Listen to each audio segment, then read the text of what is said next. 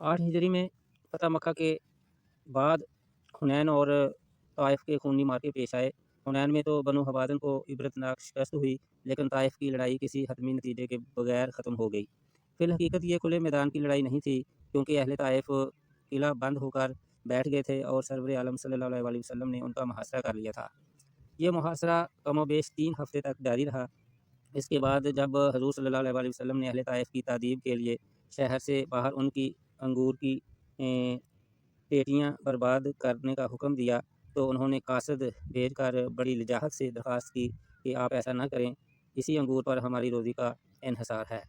अगर ये बर्बाद हो गए तो हम भूखे मर जाएँगे।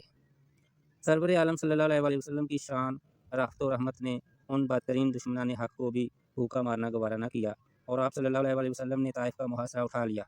ताइफ़ से हज़ूर सल्लल्लाहु अलैहि वसल्लम अपने जानिसारों के हमरा जाराना की तरफ रवाना हुए, जहाँ ग़ज़वा हुनैन का कसीर माल गनीमत आप सल्लल्लाहु अलैहि वसल्लम को मुजाहिदीन में तक़सीम करना था।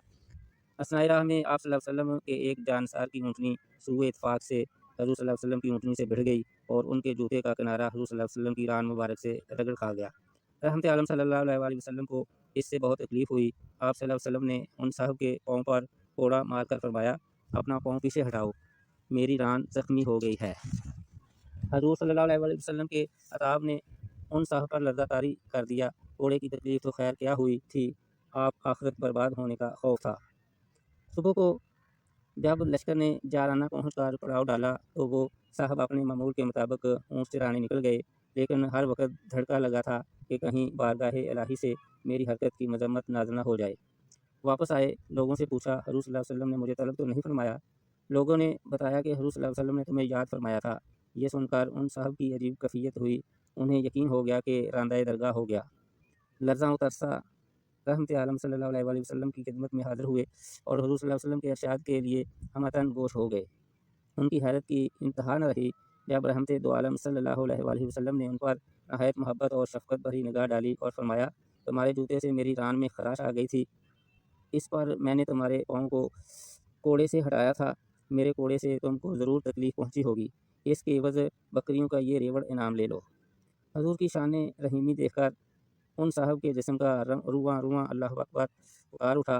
फ़र्ते मसर्रत से उनके कदीम कदम ज़मीन पर न टिकते थे और वो बार-बार कहते थे कि आज मुझसे बढ़कर कौन खुशनसीब है। मेरे आका सल्लल्लाहु अलैहि वसल्लम ने न सिर्फ मुझे माफ़ फरमा दिया, बल्कि अपने ख़ास लुत्फ़ व करम से भी नवाज़ा। रहमत आलम सल्लल्लाहु अलैहि वसल्लम के ये मुहिब्ब सादिक़ सैयदना हज़रत अबू रुहम मनहूर गफ़ारी रज़ी अल्लाह ताला अन्हु थे। हज़रत अबू रुहम का नाम कलसूम था और मनहूर लक़ब था। सिलसिला नसब ये है, कलसूम बिन हुसैन बिन खालिद बिन असअस बिन ज़ैद बिन अमीस बिन अहमस बिन गफ़ार। अहले सीर ने उनके कबूल इस्लाम के ज़माना की तसरीह नहीं की, लेकिन ये ख़्याल ज़ाहिर किया है कि वो हिजरत नबवी सल्लल्लाहु अलैहि वसल्लम के बाद मदीना मुनव्वरा आए और रहमत आलम की खिदमत में हाज़िर होकर दौलत इस्लाम से बहरा-याब हुए।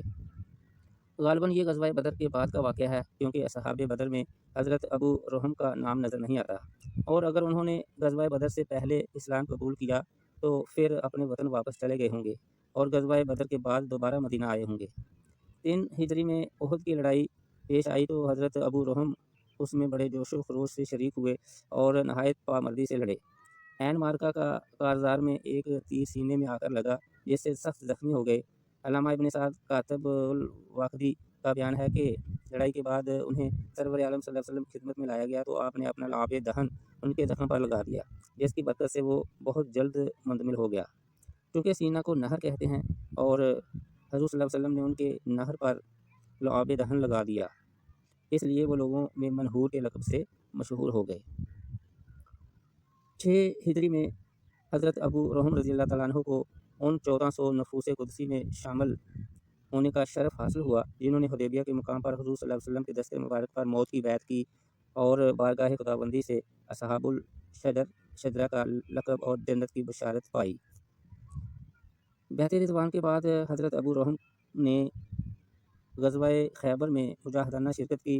अल्लामा इब्न असीर ने कसदुल्ला गाबा में लिखा है कि हज़ूर सल्लल्लाहु अलैहि वसल्लम ने ग़ज़वा खैबर के माल गनीमत से हज़रत अबू रुहम को दोहरा हिस्सा रहमत फरमाया। इब्न असीर ने इसका सबब बयान नहीं किया, लेकिन क़ियास ये है कि उन्होंने कोई ख़ास कारनामा अंजाम दिया होगा।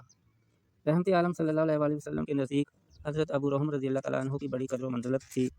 8 ہجری میں آپ فتح مکہ کے ارادے سے مدینہ منورہ سے روانہ ہوئے تو حضرت ابو رحم رضی اللہ تعالیٰ عنہ کو مدینہ منورہ میں اپنا قائم مقام بنایا۔ حافظ ابن عبد البر نے الاستیعاب میں لکھا ہے کہ اس کے علاوہ حضرت ابو رحم کو عمرہ القضاء میں بھی یہ شرف حاصل ہوا تھا۔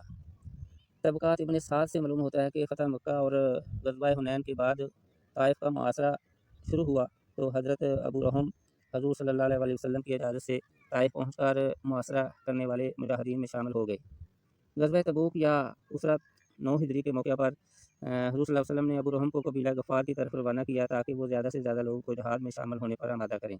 اس سال سخت خشک سالی اور شدت کی گرمی تھی، اس لیے لوگ اتنے طویل سفر سے گھبراتے تھے۔